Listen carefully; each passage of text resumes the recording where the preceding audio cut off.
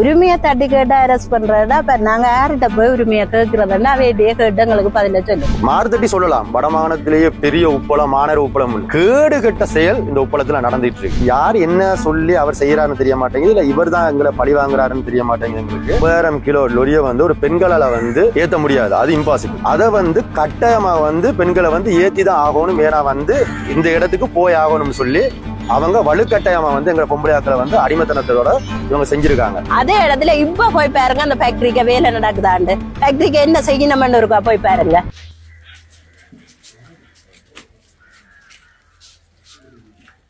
எங்களுடைய கோரிக்கை எங்களுக்கு சரியான ஒரு வேலைகள் நாளாந்தம் கிடைக்கிறது இல்லை. எப்பயும் பார்த்தாலும் எங்களுக்கு இன்னைக்கு வா நாளைக்கு வான்னு சொல்லிட்டு எங்களை வெளியே அனுப்புறது, இது 3 மாசமா தொடர்ந்து நடந்துகிட்டே இருக்கு. இப்ப போன ஒரு சிங்கள மேனேஜர் இருந்தாரு, அதுக்கு முன்னுக்கு ஒரு தமிழ் மேனேஜர் இருந்தாரு. அப்பெல்லாம் அந்த காலகட்டமெல்லாம் 2016ஆம் ஆண்டுல நடந்ததே இல்லை. இப்ப புதுசா ஒரு மேனேஜர் வந்ததுக்கு அப்புறம் போல, ஜாழ்ப்பாணத்து மேனேஜர் அவர் வந்ததுக்கு அப்புறம் போல அவர் யாரோட பேச்சை கேட்டு அவர் என்ன செய்யறான்னு தெரிய மாட்டேங்குது. மக்களுக்கு பயங்கர ஒரு சர்வாதிகாரம் மாதிரி அவரு நிறைய விஷயங்கள் செஞ்சுக்கிட்டு இருக்காரு. பெண்களுக்கு ஒரு மரியாதை இல்லாம தரக்குறைவா கதைக்கிறது, அப்புறமா அவருக்குரிய ஆட்களை மட்டுமே அவருக்கு ஒரு அவரோட சோனுக்குள்ள வச்சுக்கிட்டு அவரோட சப்போர்ட்டுக்கு தக்கன எல்லாமே அவர் செஞ்சிட்டு இருக்காரு. அவர் யார் என்ன சொல்லி அவர் செய்யறாருன்னு தெரிய மாட்டேங்குது, இல்ல இவர் தான் எங்களை பழி வாங்குறாருன்னு தெரிய மாட்டேங்குது. எங்களுக்கு முறைப்படி இப்ப கூட எங்களை உள்ள கூட்டிட்டு போனாங்க. சந்திரகுமார் எம்பி வந்திருந்தாரு கதைக்கிறதுக்கு. அப்ப எங்களை உள்ள கூட்டிட்டு போயிட்டு அவரோட குற்றத்தை தான் வைக்கிறாரு இல்லையா, சரி ஓகே உங்களுக்கு நாங்க ஏதாவது நாங்க செஞ்சு தருவோம், எதுவுமே பயப்பட வேணாம், நான் உங்களை பார்ப்பேன், நாங்க அப்படியான்ட்டு இல்லாம நான் போட்டோ பிடிச்சி வச்சிருக்கேன், நீ மம்பட்டி களவு எடுத்துட்டு போனீங்க, உங்களோட ஆக்கள் உப்பு களவு எடுத்தீங்க, மம்பட்டி புடி களவு எடுத்தீங்கன்னு சொல்லி சில்லியான விஷயங்களை சொல்லி எங்களை டாமினேட் பண்றாங்க ஒழியா கேவலம். அதான் உப்பளத்துல வேலை பார்க்குற எங்களை ரொம்ப ஒரு கேவலமா இவர் எங்களை பாக்குறாரு. அடுத்தபடியாக ஒரு 30,000 லொரி 30,000 கிலோ லொரிய ஒரு பெண்களால ஏத்த முடியாது, அது இம்பாசிபிள். அதை கட்டாயமா பெண்களை ஏத்தி தான் ஆகணும், ஏன்னா இந்த இடத்துக்கு போய் ஆகணும்னு சொல்லி அவங்க வலுக்கட்டாயமா எங்க பொம்பளையாக்களை அடிமைத்தனத்தோட இவங்க செஞ்சிருக்காங்க. அடுத்தது இன்னொரு கோரிக்கை. அடுத்து என்ன, இப்ப வேற வேற இடங்கள்ல நம்ம குடும்பங்கள்ல யாராவது இறந்து போயிட்டாலோ இல்ல இதை செஞ்சாலோ நம்மளுக்கு ஒரு போதிய ஒரு ஊதியம் 10,000 20,000 இல்ல ஒரு 50,000 தருவாங்க. ஆனா எங்க குடும்பத்துல யார் இறந்தாலும் நாங்க தான் வசூல் பண்ணி காசு 100 ரூபாயோ 50 ரூபாயோ போட்டு பஸ்ஸுக்கு காசு பிடிச்சு அந்த பேனர் அடிச்சு அங்க தேசிய ஒப்பளம் சொல்லி நாங்க போட்டு எங்க மக்கள் அந்த எங்க சொந்தத்தோட இறப்புக்கு நாங்க போயிட்டு வரணும்.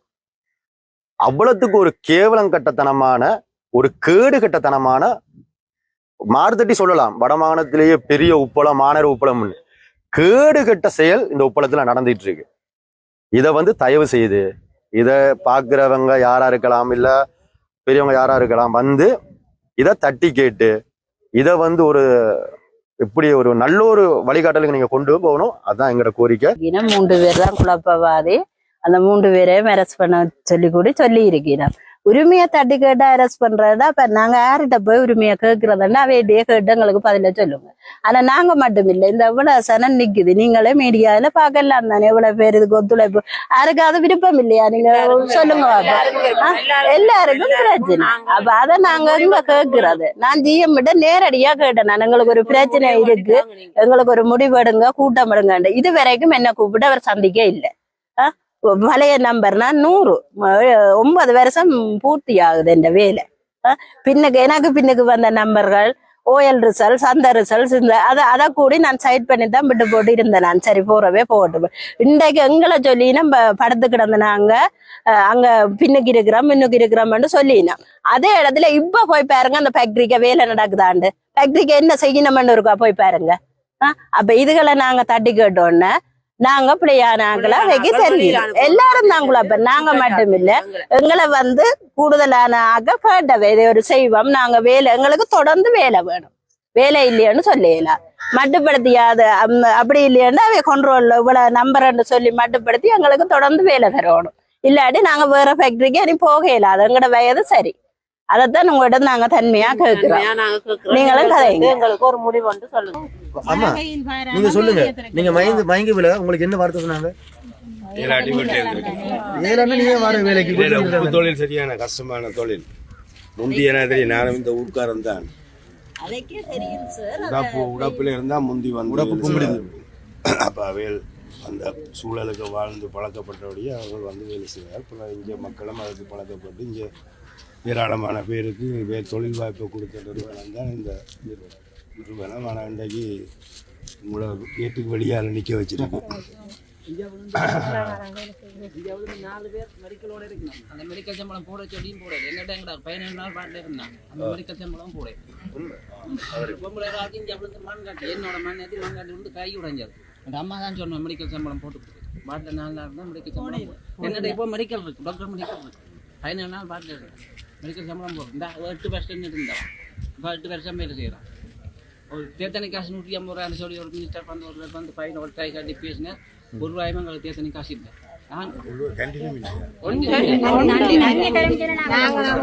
தண்ணி மட்டும்தான் அதை தண்ணியும் ஒரு கேன்ல எடுத்துட்டு போகணும். தண்ணியும் 5 லிட்டர் இங்க இருந்து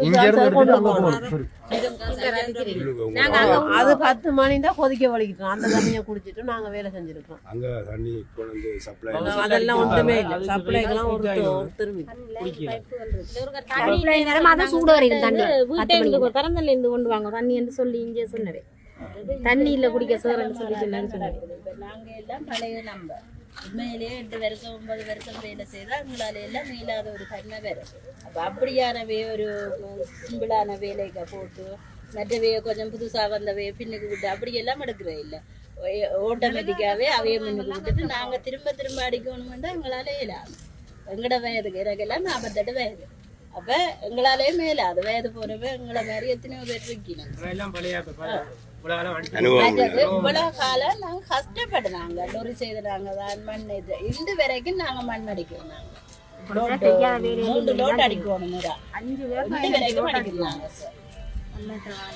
இவ்வளவு பேர் நின்றாலும் சார் 15 பேர் 16 பேர் தான் சார் உப்பு இழுத்து கொடுக்குறாங்க. 15 16 பொம்பளையாக்கள் தான் இழுக்கிறது. அதான் ஆம்பளையாக்கள் ஏத்துவினோம். அவையெல்லாம் கஷ்டப்பட்டு தான் ஏத்தினோம். அதுலயும் பிஆர் செஞ்சுட்டாங்க அதை செஞ்சுட்டாங்க சரியான மாதிரி கஷ்டப்படுத்து. மேலதிக நிறைய உப்பு விளைஞ்சிட்டுண்டா அதை மேலதிக வேலை அதுக்கு ஒரு 1400 ரூபாய் 1400 ரூபாய் 37 ரூபாய் இல்ல 200 ரூபாய் எங்களுக்கு சாப்பாட்டு காசு தருவீங்கன்னா 1400. அதுவும் 1.5 லோட் நீங்கள் அடுத்த அரசாங்க அதிபருக்கு ஒரு மாஜர் வந்து எல்லாத்தையும் கையெழுத்து இதால் பாதிக்கப்பட்டு உங்களை என்னென்ன கோரிக்கை அதை வந்து நீங்கள் அது லேபர் டிபார்ட்மெண்ட்